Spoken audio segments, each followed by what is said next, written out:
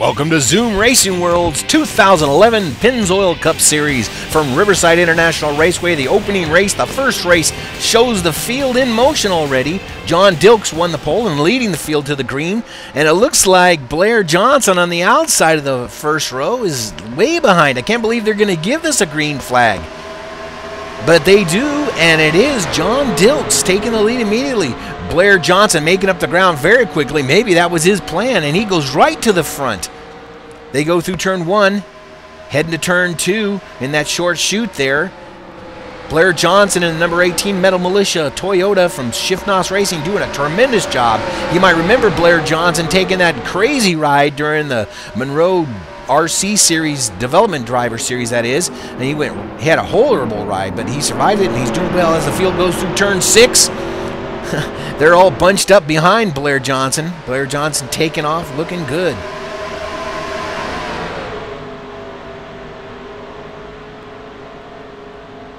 Blair Johnson continues to lead as they go down the backstretch. That long, almost a mile-long backstretch at Riverside gives a place where the cars can reach the highest speeds. On the outside, we've got a movement. The number 72 car. Yes, he takes the lead. That is Jamie Bourne. Number 72 out back from Manhattan Motorsports takes the lead. Blair Johnson falling back. Not looking too strong there. I wonder what happened there. Now we have James Anderson making a move on the inside, and he takes a lead away from Jamie Bourne. The 54 car, the Dodge, the Wells Fargo Dodge from River Valley Motorsports, he takes the lead, and he will be scored the leader of the first lap. Jamie Bourne moving in position. Looks like he's going to try to take it back. Raylan Gibbons in that blue number 8, the Chevy Camaro, looking strong. Arthur Davis there in the number 4 also making a move. As they come through the S's again, lap 2, James Armstrong takes off strong. The other cars are all bunched and they can't make the kind of speed they need. Raylan Gibbons coming real well up the field. Coming up the S's there, heading up the hill to turn 6, going through turn 6, waving at the crowd. James Armstrong continues to lead, lap 2. Jamie Bourne trying to wrestle away from Raylan Gibbons. Oh, and look what's going on in the background. Arthur Davis gets caught up with Kenny Hendershot, the third, as Raylan Gibbons takes the lead for lap 2.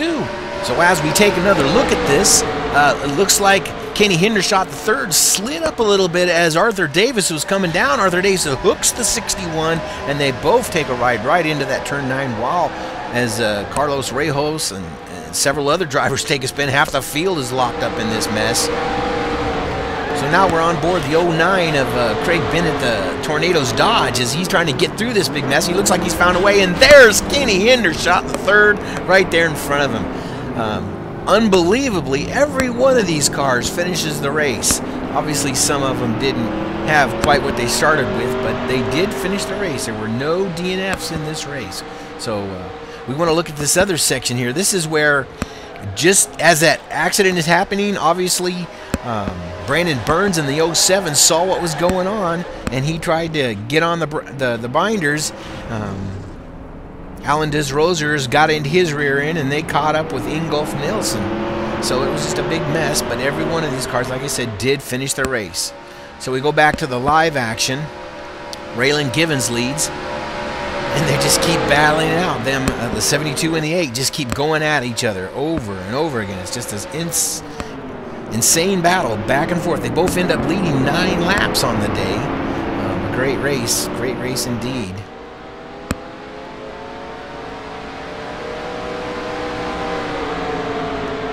You see Jamie Bourne now is taking the lead as they go down the short chute to turn 8. Raylan Gibbons gives pursuit. They go down that long straight again. James Armstrong in that Wells Fargo Dodge right behind them. He's going to make a move on the inside of Johnson. Raylan Gibbons bringing him around to the line again. That Chevrolet is looking strong, and right back there, oh, you see an unbelievable thing. You see the number 11 of Andrew Gorman gets into Dave Morgan. Dave Morgan's not going to be pleased about that. Andrew Morgan, Andrew Gordon having a great day up till that. You see that again. You see what happens there. Gorman gets into Morgan. Ooh, and then Morgan tags old Disroser. So now we've got Allen and Cole have both been caught up. What a mess.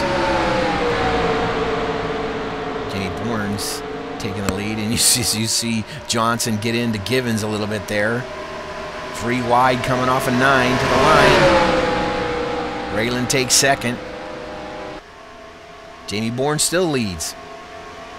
And this went on and on and on and on and on. 18 laps of the 30 were all about Bourne and Givens throwing back and forth. You see another lead change coming up here. Givens going to the lead in the S's. Blair Johnson right back there with James Armstrong doing the same thing. So these four just locked in combat. Just great road course action at Riverside in the first race of the Pennzoil Cup. This time Raylan Givens leads him down the short chute. A little hump there. You get too much speed, it'll throw your car off a little bit. Right there, there's a little hump. So you got to get on the binders just a little bit. Raylan Givens executes it beautifully in that Smith & Wesson Chevrolet number 8 from JR Motorsports.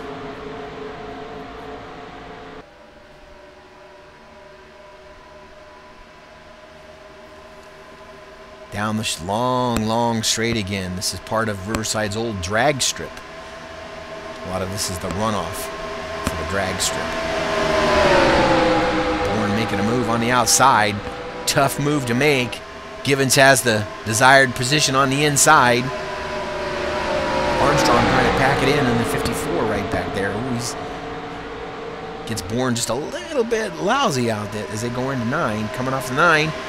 It's a drag race to the line. Jamie Bourne going to hold the lead. James Armstrong gets by Raylan Givens here. Blair Johnson looking to make the move. Doesn't get it done. Givens takes back second. Looks like old James Armstrong took the Richard Petty line through the S's into the dirt. And then Givens getting by Bourne again. You see Craig Bennett, our camera car for that unfortunate accident. He's not on the lap 18. Now lap 19, actually. And as you see the battle still raging between Givens and Bourne. Coming to the inside on turn 2. Is he going to get it done? That is the desired. Oh, and look at Givens all off into the dirt. Bennett's looking pretty racy for someone that's a lap down. He didn't get beat up too bad as you saw in the in car. Did close off a little bit of the front of that Dodge Charger. So now we go to the late closing laps. And look what we have here. We have Mike Oppenheimer leading the race. He's been sneaking up all race long, and here he is in the lead through the last pit cycle. He was able to get in and get out faster than Givens or Bourne, who are behind them. These other 2 cars behind him. This is the white flag. Buddy Henderson. I think that's Ryan Cooper there. Yeah, they're a lap down. Here it is, your race winner, Mike Oppenheimer, taking the checkers all by his lonesome. Good job, Mike Oppenheimer, taking the win in the first race. The second place goes to Jamie Bourne in that number 72. And as it's closing out, Kenny Hendershot the third puts Brandon Burns into the wall. There he is limping across as Raylan Givens comes in third. 4th and 5th was a tight battle between the elder Kenny Hendershot and Joe Famicek. Joe Famicek definitely takes it home. Joe wins 4th place for his effort.